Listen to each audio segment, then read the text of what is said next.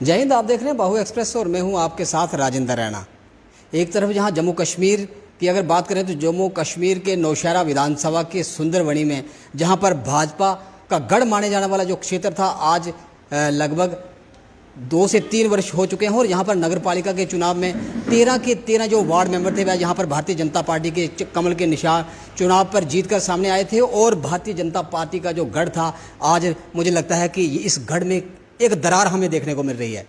यानी कि अगर हम बात करें तो यहाँ पर नगर पालिका के जो पार्षद हैं, काफ़ी संख्या में जो पार्षद जिन्होंने मेजॉरिटी में आज नगर पालिका को बर्खास्त करने के लिए लिखित में एक मेमोरेंडम जो नगर पालिका के ईओ एग्जीक्यूटिव अधिकारी सुंदरबनी और एडीसी सुंदरबनी को एक लिखित में ज्ञापन मेमोरेंडम सौंपा, जिसमें उन्होंने ये सिफारिश की कि जो सुंदरबनी की जो मौजूदा नगर पालिका का है उसे बर्खास्त किया जाए और नए प्रक्रिया से, नए सिरे से यहाँ का जो अध्यक्ष है उसे चुनने की प्रक्रिया को शुरू किया जाए। इसी पर बात करने के लिए यहाँ पर सुंदरबनी नगर पालिका के जो यहाँ पर चुने हुए जो पार्षद हैं, वही तमाम पार्षद जिनकी अगर बात करें तो 4 की संख्या में यहाँ पर पार्षद पहुँचे हुए हैं, उन्होंने आज एक लिखित में ज्ञापन भी सौंपा। और ये क्या पूरी प्रक्रिया है, क्या चाहते हैं आखिर पार्षद, किस पद को लेकर बदलाव के लिए ये प्रस्ताव पारित किया गया, इसी पर विस्तार में चर्चा करने के लिए जो नगर पालिका के जो deputy chairman Sundarbani doctor Mohanlal Prashar ji इस समय मौजूद हैं। उनके साथ संजय जी पार्षद हैं, अशोक शर्मा जी जो पार्षद हैं और राजेंद्र गुप्ता जी, ये सुंदरबनी के तमाम पार्षद इस समय 4 पार्षद इस समय सुंदरबनी में प्रेस कॉन्फ्रेंस कर रहे हैं और ये बताएंगे कि क्या मुद्दा है और क्या ये चाहते हैं। जी डिप्टी चेयरमैन साहब, आप ये बताएं कि आपने एक लिखित में आज प्रस्ताव पारित किया और इसकी एक कॉपी एडीसी को दी, एक कॉपी ईओ सुंदरबनी को दी, क्या माजरा है यहाँ सुंदरबनी के जो पार्षद क्या चाहते हैं? बिल्कुल, जो बात आपके पास पहुँची हमने लिखित में दिया है कि म्यूनसिपल कमेटी सुंदरबनी के प्रेसिडेंट जो थे, अपने जो पार्षदों की इच्छा के अनुसार काम नहीं चल रहा था और बड़ी देर से हम अक्सर शिकायत करते थे कि हमारी इच्छा के अनुसार काम नहीं हो रहे हैं।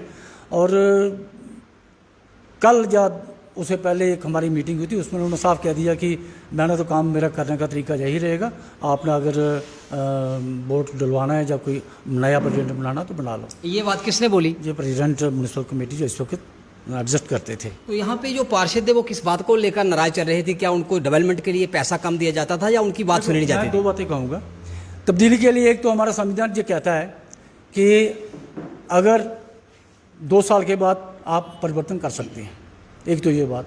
लेकिन इसके अलावा अगर हमारी इच्छा के अनुसार काम नहीं हो रहा था तो ये सब लोग बार बार कहते थे कि हमारे ये मसले हैं, ये काम है हमारा, और उनकी आवाज़ को दबा दिया जाता था, सुनवाई नहीं होती थी, इनकी इच्छा के अनुसार काम नहीं होते थे।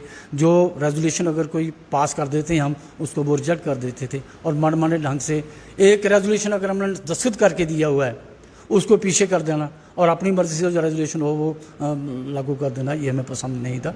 क्योंकि म्यूनसिपलिटी के अंदर जितनी डेवलपमेंट होनी चाहिए थी हम महसूस करते हैं कि इनकी रहती उतनी हो नहीं सकी है। तो अगर सुंदरबनी की हम बात करें तो सुंदरबनी में तमाम 13 के 13 जो पार्षद थे वो भाजपा के कमल के जो चुनाव निशान था उस पर जीत कर आए थे। क्या आपने कभी भाजपा का जो आपका संगठन है, यहाँ के जिला अध्यक्ष हैं, मंडल अध्यक्ष हैं, क्या उन्होंने बैठकर आपकी जो आपसी समन्वय बैठक नहीं लिया? क्या जो आपके अंदर जो मनमुटाव था उसे दूर करने का क्या प्रयास किया गया यहाँ पे? समन्वय बैठक जो है वो ज़रूर 1-2 बार कहा था हमने और एक आध बैठक हुई भी थी, लेकिन उसके बाद कोई बैठक नहीं हो सकी। तो कल हमने ये फैसला लिया, परसों 1-2 दिन में हमने ये मीटिंग की और फैसला लिया कि ऐसे हालात में हमारे लिए म्यूनसिपल प्रेसिडेंट जो हैं राजेंद्र शर्मा जी, उनके अध्यक्षता में हमारे लिए काम करना बड़ा मुश्किल है, हम काम नहीं कर सकते हैं। हमको पीछे हटना मंजूर है लेकिन काम नहीं कर सकते। तो जो आपकी तरफ से जो अविश्वास प्रस्ताव लाया गया उसमें कितनी संख्या में जो पार्षद थे उन्होंने साइन किए वहाँ पे? हम 7 लोग हैं जिन्होंने उस पर साइन करके दे दिया है, ईओ को दिया है, उसके बाद हमने एडीएम को दे दिया है। आगे तो आपको ये पूर्ण विश्वास है कि ये 7 के 7 लोग आपके साथ खड़े रहेंगे? हमारे साथ रहेंगे, ऐसी कोई बात नहीं है।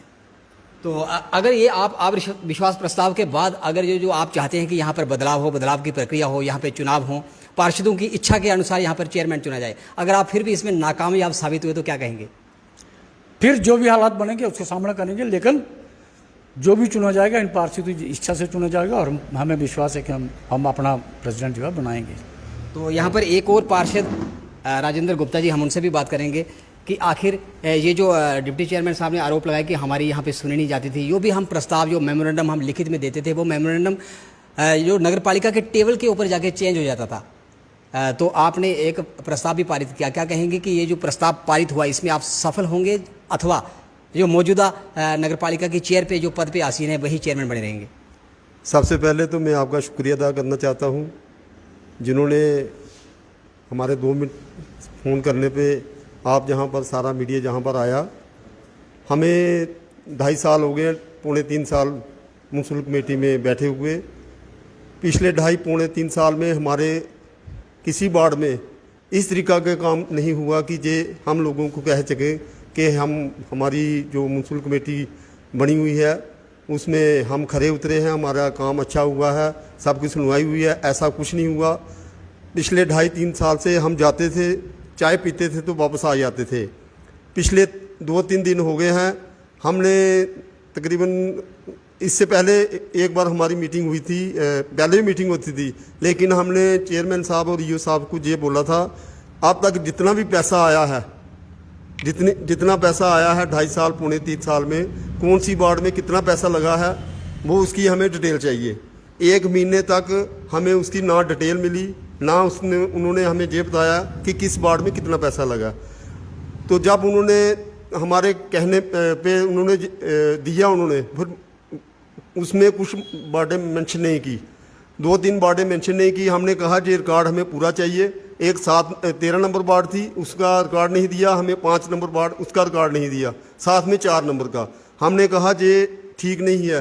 फिर कहने लगे ये गलत बनी है, हम दोबारा देंगे। हालांकि जो ये रिपोर्ट हमें मिली थी 1 महीना लग गया उसका। तो उसके बाद हमने चेयरमैन जी से बात की, हमने कहा जी ये हमें परेशानी आ रही है, तो हमें हमारी सुनाई नहीं है, अगर हमें डिटेल नहीं मिल रही तो हम क्या करेंगे।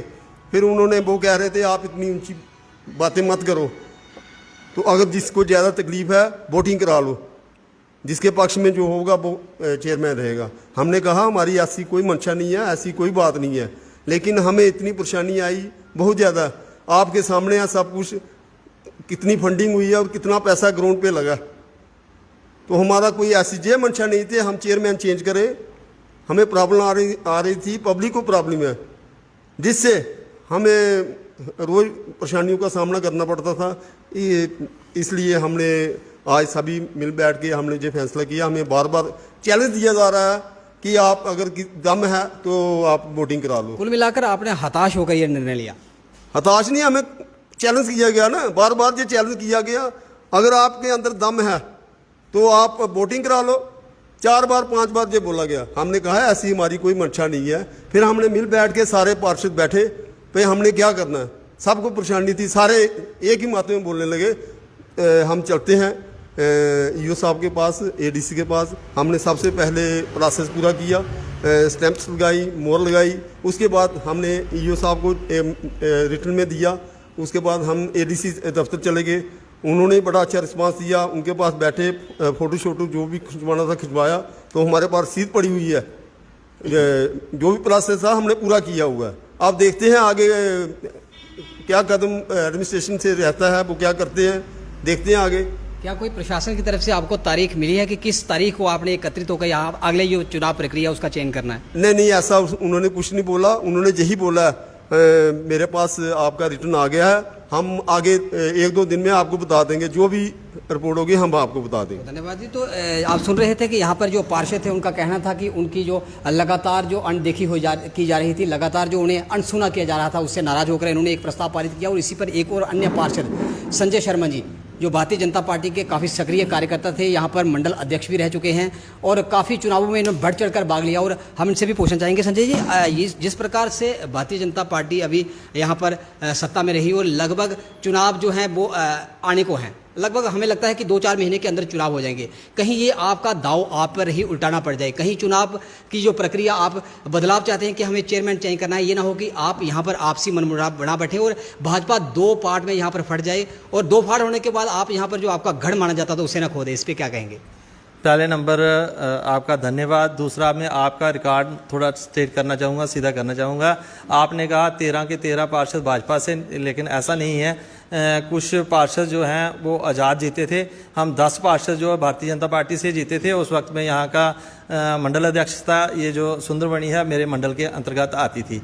तो उस समय बड़ा अच्छा माहौल था। और आज जिन लोगों ने अब जीतने के बाद तो उन्होंने सबने भाजपा ज्वाइन कर ली थी। नहीं, ऐसा नहीं है। कुछ 2 लोगों ने ज्वाइन की है और एक अभी भी जो है वो हमारे पक्ष में नहीं है। तो उसके बाद हमने उन लोगों को अपने साथ मिलाया था, लेकिन जो भाजपा के चुनाव निशान पे जीते हैं वो 10 लोग हैं। और आज जिन लोगों ने अविश्वास प्रस्ताव पेश किया है उनमें 6 भाजपा के लोग हैं, यानी कि 10 लोग भाजपा के जीते थे, उनमें से 6 भाजपा के लोगों ने अविश्वास प्रस्ताव पे हस्ताक्षर किए हैं, एक उनमें से आज़ाद ने किए हैं।